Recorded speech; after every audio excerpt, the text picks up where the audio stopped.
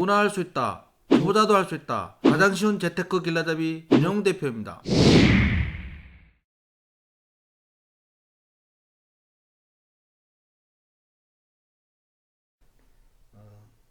대북 관련주에 대해서 좀 자세히 살펴보도록 하겠습니다. 대북 관련주 종목들을 살펴보기에 앞서서 먼저 미국과 한국과 북한의 각 상관관계와 각 국가 간의 입장에 대해서 좀 자세히 먼저 살펴보도록 하겠습니다.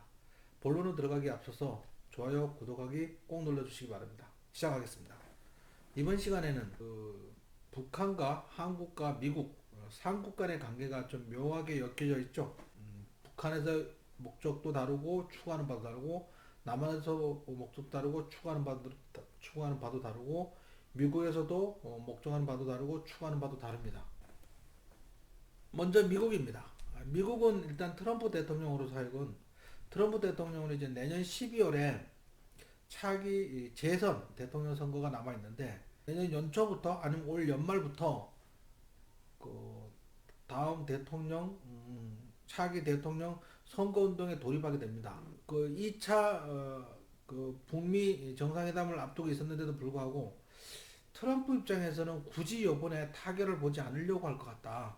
왜 그러냐면 미리 타결을 보면 약효가 떨어지잖아요. 그죠? 그래서 한 1년 정도 끌고 가서 2019년 11월 이후에, 올해 이후에 또는 내년 연초에, 2020년 연초에 그 북한의 그 비핵화를 타결을 하면 차기 대통령 선거에서 굉장히 유리하게 끌고 갈 수 있지 않을까. 그래서 일부러 파토를 낼 수도 있겠다. 뭐 그래서 이렇게 예상을 했었고, 회원들께 리딩하면서 말씀을 드렸었는데, 진짜 그렇게 될 줄은 몰랐어요. 저도 깜짝 놀랐습니다. 점심을 끌어들이기 위해서 하노이에 오도록 해서 거기서 뭔가 타결을 할 것처럼 하다가 마지막 막판에 카드를 내밀었는데, 그 카드는 북한으로서는 받아들일 수 없는 빅딜.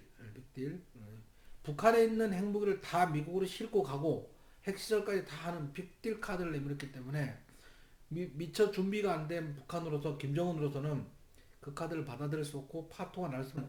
트럼프 대통령은 차기 대선을 노리고 일부러 파토를 냈다. 이렇게 해석하는 게 오히려 더 설득력이 있어 보입니다.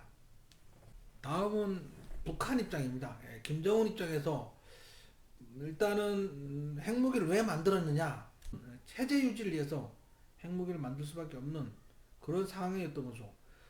시리아라든가 그 아프리카의 봄, 뭐 그 상황을 보면서 그 핵무기를 개발하다가 포기한 독재자들의 그 말론을 봤기 때문에 이제 와서는 더더욱 핵무기를 내려놓을 수가 없는 그런 상황에서 이제 ICBM을 개발하고 LCBM을 개발하고 그러면서 일단 북한에서는 40개에서 60개 정도의 핵무기를 보유하고 있다고 하는데, 여기에도 되고 이제 유엔에서 미국을 중심으로 한 유엔에서 대북 제재를 압박을 가하고 있으니까 북한으로서는 상당히 곤혹스럽습니다. 어쨌든 젊은 김정은으로서는 결국은 이제 협상을 하면서 점차적으로 포기하면서 하나씩 얻으면서 그렇게 추진을 할 수밖에 없는 거죠. 빅딜이 어려운 거죠. 예. 북한으로서는 빅딜이 어렵습니다.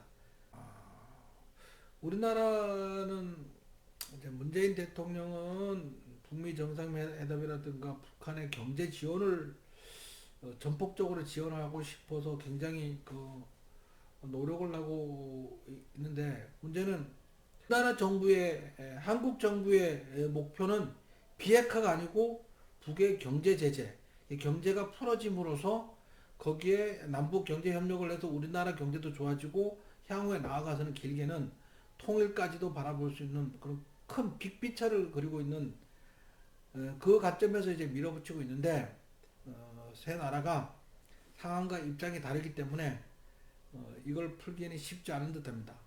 그런데 어쨌든 이제 연말에 2019년 말이라든가 2020년 초에 트럼프가 차기 대선을 노리고 북한과 파격적인 빅딜을 해서 비핵화가 타결될 가능성도 있습니다.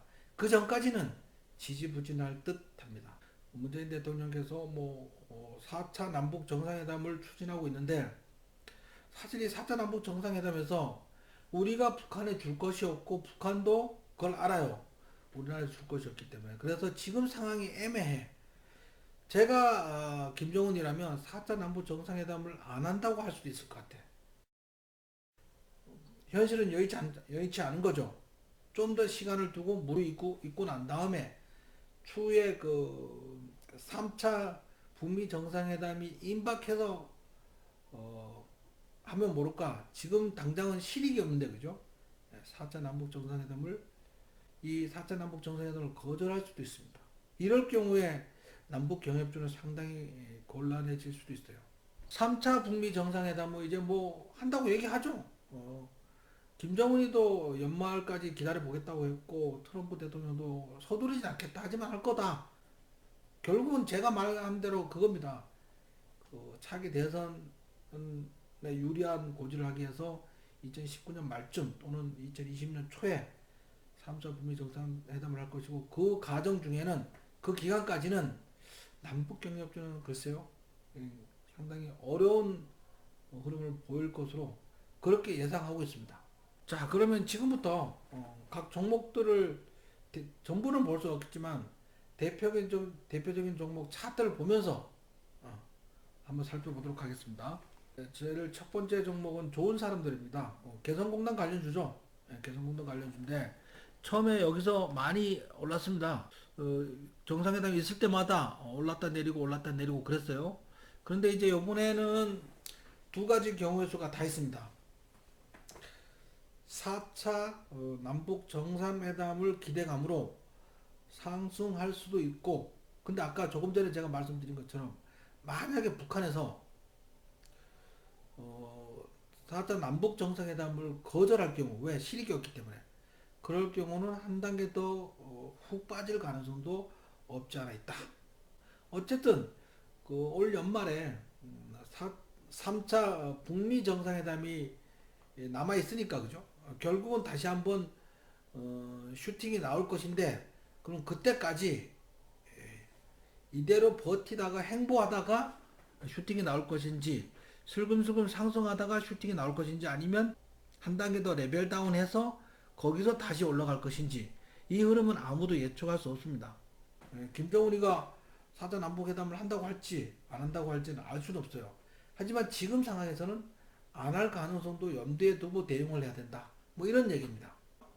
정리하자면 가장 먼저 봐야 될 거는 금강산 관련주 현대 엘리베이터와 아란티. 두 번째로 봐야 될 거는 개성공단 관련주 좋은 사람들 신원, 인디에프, JST나 뭐 이런 정도고 나머지 종목들은 그 후에 평화공원 관련주는 그 삼룡물산, 자연환경, 코아스, 일신석재 뭐 이런 종목 위주로만 보시면 될 것 같고 그 외에 뭐 종료 관련주라든가 그다음에 사료 관련주라든가 씨앗 관련주, 비료 관련주 뭐 이런 것들은 저희가 미리 예상하기가 좀 쉽지 않아요. 그런 종목 일단은 좀 멀리 할 것 같고 저 물려 있으면 어떻게 할까요? 비중을 점차 조금씩 줄여 나가는 전략이 나중에 다시 들어가더라도 나중에 상승이 확정되면 다시 들어가서 복수전을 하더라도 1년 내내 물려있을 수는 없잖아요. 그죠?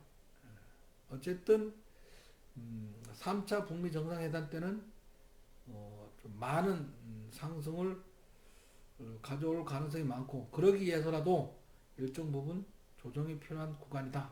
그래서 주의하셔야 된다. 이게 제 결론입니다. 지금까지 영상이 유익하셨다면 좋아요, 구독하기, 알람 꼭 눌러주시기 바랍니다. 여러분들이 눌러주시는 좋아요, 구독하기, 알람은 제가 새로운 영상을 업로드할 때마다 즉시 여러분들한테 알려드리니까 꼭 알람을 눌러주시기 바랍니다.